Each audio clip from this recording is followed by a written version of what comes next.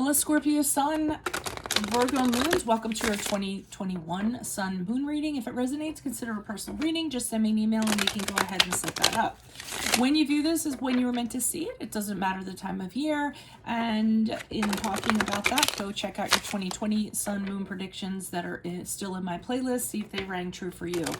I'm doing these in the order of requests in the comments. Be sure to post yours up. First portion of this reading, we will go over the traits of your Sun Moon combination. I'll lay out the main cards and we'll take a quick look at your 2021. Second portion will be the link below to the VIMEO reading where I'll have a deeper interpretation of the cards in addition to clarifiers. I'll be dividing the year up into 4 separate sectors. Other things to mention, ask me a question on Instant Go. Check me out on Facebook, Instagram, and TikTok. Check out my playlist for why am I hesitating so much? What is your ideal career based on your midheaven sign? And what is your compatibility with your partner's sun sign? Other than that, like, share, subscribe.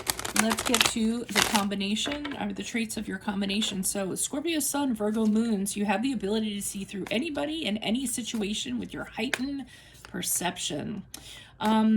Coupled with your knack to research and investigate, you all are fantastic detectives. While you have great intuition, you always rely on facts to prove a point. You can be dynamic, generous, and forgiving, but can also be vengeful and pleasure-seeking. The key to your success and spiritual growth is to be more self-aware and accepting of yourselves. You're not attention-seeking and more modest than most Scorpios. Try to be more tolerant and less critical so you don't strain relationships with others. You have a tendency to stick to the shadows socially and are for the most part introverted. An ideal partner would be someone who is as observant as you are and likes to join you in your investigative pursuits. You're also a very loyal and committed partner. In work, achieving your goals is attained through attention to detail and practicing scientific approaches. You become more business-oriented as you work your way up the career ladder and expect high standards that you set for yourself from others. Alrighty, so Holy Spirit Angels, Divine Guides, Universe, can you please provide your truth, your wisdom, your clarity, and your insight for Scorpio Sun, Virgo Moons for 2021? What do you see? What do they need to know to reach their higher ground, become closer to universe and closer to divine through your messages for their greater good? Scorpio Sun, Virgo Moons 2021. What do you see? What do they need to know? Can you please show me January, February, March for Scorpio Sun, Virgo Moons, please? January, February, and March, you have the King of Swords in the upright. April, May, June for Scorpio Sun, Virgo Moons, you have the Hanged Man in the upright. July, August, September, Six of Cups in reversed. October, November, December, you have the Queen of Swords in reverse. All right, so you start off the year with this King of Swords here in the upright. This could be your energies. I feel like it possibly is. This is incorporate. I mean, the King of Swords is very cool. He's very objective. I mean, it could be somebody, obviously, it could be a person also that you encounter or you are, or a connection that you have in January, February, March. But I see this is you trying to make very wise, very intellectual decisions, working on taking your feelings out in regards to a matter so that your emotions don't kind of guide you in your decisions, working on being more objective, working on not being super expressive when it comes to your emotions. But again, like I said, just trying not to have your emotions drive your bus. So, and I feel like this is what you're kind of working on, because for some of you, I feel like you're in a position of authority and this is how you want to kind of conduct yourselves or how you're working towards conducting yourselves. It could even be a situation in itself where, a situation presents itself and you say, you feel yourself getting a little heated and say, okay, I need to stop doing this. I need to take a deep breath and I need to, advise this situation or figure out how I'm going to move forward on this situation without getting so temperamental about it. Now, April, May, June, we have the Hanged Man here in the upright. So the hangman is kind of hanging around, being in a holding pattern.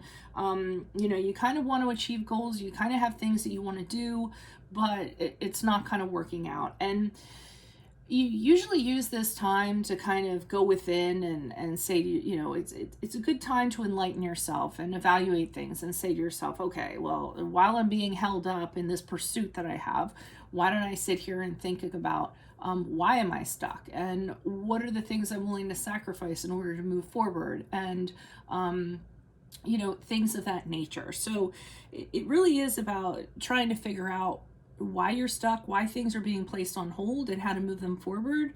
But you know, from a place of higher thinking, I guess, is what I'm trying to kind of get at. So expect to be held up, and use the time wisely while it's kind of going on to further yourself spiritually, rather, is how I kind of want to put it. Kind of fumbling my words a little bit. July, August, September, we have the Six of Cups in reverse. So this could lend itself to this holding pattern that you're in. The Six of Cups is usually being stuck to something in the past, to someone in the past, and having difficulty moving on from it. Usually we're stuck to it because we aren't remembering it for what it really is. We're idealizing what it was. We're thinking of it with rose-colored glasses. You know, anything in that regard, and it's preventing you from kind of moving on. And it could be what's kind of holding you up in this holding pattern.